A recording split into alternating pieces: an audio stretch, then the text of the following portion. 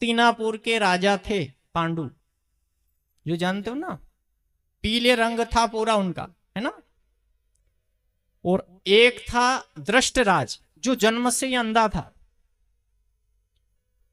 तो जन्म से अंधा दृष्टराज पांडु, तो हस्तिनापुर की राजगद्दी पर बैठा था पांडु, और पूरी हस्तिनापुर की, पूरी भारत भूमि की बागडोर पांडु के हाथ में थी। पांडु की शादियां हुई 2, कितनी हुई?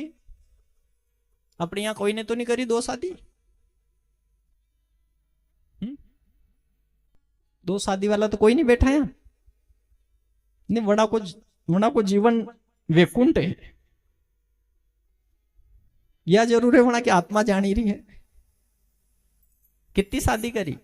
अच्छा, एक का नाम कुंती है ना, जिसको प्रथा भी नाम कहा गया है। बाल अवस्था में छोटी थी तब उसको प्रथा कहते थे। दूसरी का नाम क्या है? माद्री। ये 2 पत्नियां हैं पांडु की।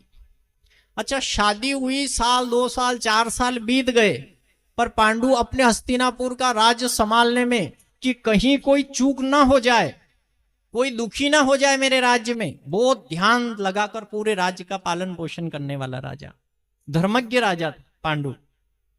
पर कुछ लोगों ने मंत्रणा करी और कहा कि पांडु इतने समय से राज संभाल रहे हैं, थक गए, आपका विवाह हो गया, 4-5 साल हो गए, एक क्षण का आपने आराम नहीं किया, हम चाहते हैं कि आप महीने 15 दिन कहीं घूम के आ जाओ, आराम करो। तो पांडु ने उसमें एक प्रस्ताव रखा कि मैं जाऊं, पर राजगद्दी खाली हो जाएगी, बाहर से किसी राजा ने आक्रमण किया तो समस्या खड़ी हो जाएगी।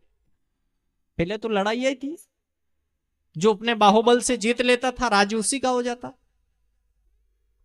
तो ध्यान देना, पांडु, ये निर्णय लिया गया कि पांडु के जो भाई है दृष्टराज, के कुछ समय से इस दृष्टराज को राजगद्दी पे बिठा दे, तो आप महीने 15 दिन में जब भी आओगे तब तक ये संभाल लेंगे, राजगद्दी खाली नहीं रहेगी, है ना। रामायण में हुआ ना ऐसे, पर वो उस पे बैठे नहीं, पर भरत जी ने पूरी तरह से नियम से संभाला था। उसको संभालना पड़ता है। घर का कोई मुख्य व्यक्ति कहीं जाता है तो किसी को बागडोर दे के जाता है कि मैं आऊं तब तक तू संभालना सारी बात। पर संतो ध्यान देना, जहां हस्तिनापुर में अंधे को बिठाया, दृष्टराज को बिठाया, तो उस